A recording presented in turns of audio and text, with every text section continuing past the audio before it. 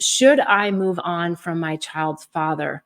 And it doesn't give me a lot of information. And again, I'm not professing to be a psychic about what you should do, but I do tune into your energy, and I do have my higher self communicate with your higher self to bring in some nuances that you might not be seeing.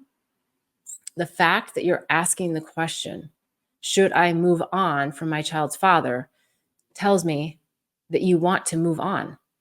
Otherwise you're not in harmony. You're in discord with the child's father.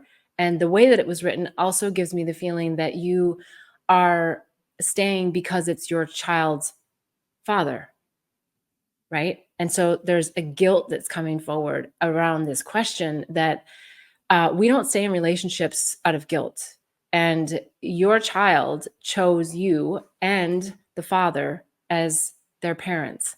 So we have to always remember that these soul contracts are happening, and that even though you're the mother and you think that you're the one that's sort of, the destiny creator for, the child, because that's what we all feel like, there's an element of that, right? Like, I have to raise this child the right way, or I have to do blah, blah, blah with my child. While that's true in many respects, the biggest thing you can do for your child is follow your heart. And if the child's father is helping you to grow in your spiritual awakening journey, then stay. So if there's things there that you go, yeah, he's working on his stuff, I'm working on my stuff, then stay. But if you're just there because it's your child's father and you're not getting that growth that you're looking to have, then there's nothing better that you could do than to show I feel like it might be a son, but I don't know, your son or your daughter, another way, that just because this is the mother-father doesn't mean that we stay in a relationship that's either destructive or stale, right? We show them something so valuable when we do what's right for us.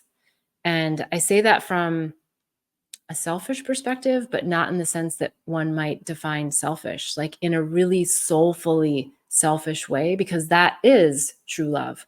That is true love. It's true love, especially when you communicate to the other person your truth.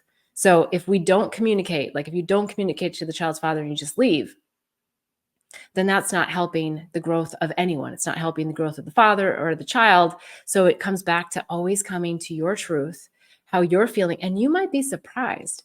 You might be surprised that the father had no idea that all of these things were going on in your head. Give him a chance. Give him a chance to show you where he's at in his growth and his desire to actually be not only the child's father, but your romantic partner, lover, long-term soulmate. Yeah, find that out first. And then I think you'll really be grounded in what it is that your truth is, and you'll share your truth, and then you'll get, hopefully, his truth. And if he's not at a place in his life where he can then share back, that's also going to be a really important nugget that you'll need to know as to whether or not he's the person that's going to help you with the next layer or level of your growth. Okay, hopefully that's helpful. If not, put it in the comments. I'm happy to elaborate on that next week. Thank you so much for asking that. All right, we are down to the wire. We've got some additional questions that we didn't get to today. I will put them on the list in top queue for next week. Please tune in. And if you haven't already, please do the State of the Heart assessment. It's so much fun. You'll find out if your heart is blocked, broken, healing, or whole. And it just gets you, deeper reflecting into like, hey, like what's really heavy on my heart? Like what's the state of my heart?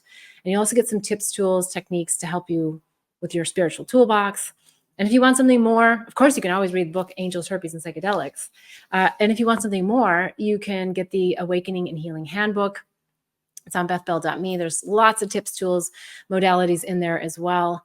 And there's the psychedelic resource guide. So if anything I've said about ayahuasca might start to tap some curiosity and interest, please go to bethbell.me. The psychedelics resource guide is really a great guide to help you explore whether or not this is the right option and how to go about it. And then, of course, we have the herpes handbook. So that's also on bethbell.me.